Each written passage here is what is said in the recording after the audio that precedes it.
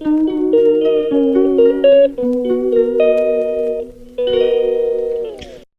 Everyone, welcome back to my channel Bapiyas ব্লগে। তোমরা কেমন আছো? আমি তো ভালো আছি। দেখো, আমি সকাল সকাল বেরিয়ে পড়েছি একটা জায়গার উদ্দেশ্যে। তো তোমরা কেউ গেস করতে পারবে আমি কোথায় যাচ্ছি? চলো আমি তাহলে বলেই দিই। আমি যাচ্ছি নৈহাটি বড়মার কাছে পুজো দিতে।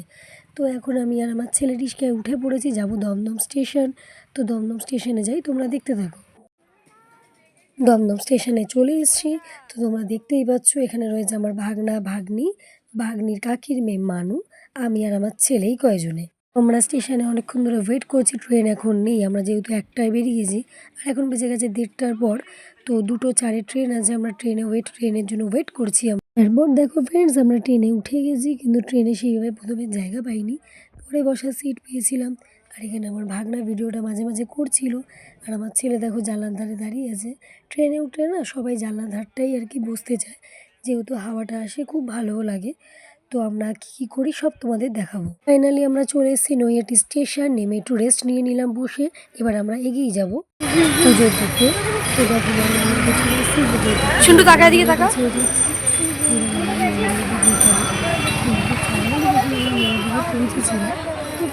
এই নৈহাটিতে দেব এসেছিল না?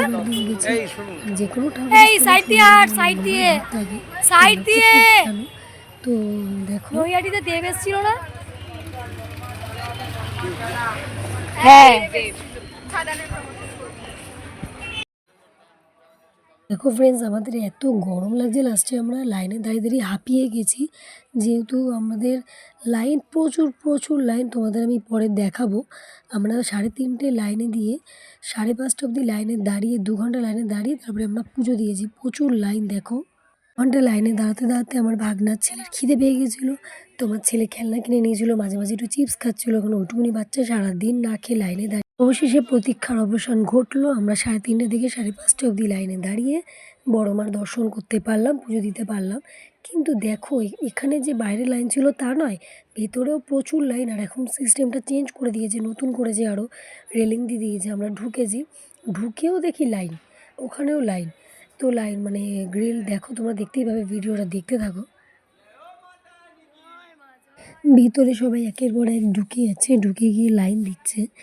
তো এখানে অনেক বড় লাইন। তো আমরা মন্দিরে এসে তো ডালা আগে নিয়ে নিয়েছিলাম, একটা দোকানে জুতো রেখে ডালা নিয়ে।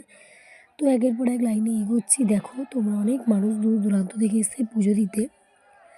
মানে আমরা তো প্রথমেই ভেবেছিলাম হয়তো পুজো দিতে পারবো না, চলে যাব। কিন্তু আমি ভাবলাম এত কষ্ট করে যখন এসেছি পুজো দিয়েই যাব। তো 2 ঘন্টা লাইন দেওয়ার পরেও পুজোটা যে দিতে পারছি, এটাই সবথেকে বড় শান্তি। মানে পুজো সারাটাক্ষণ অপেক্ষার পর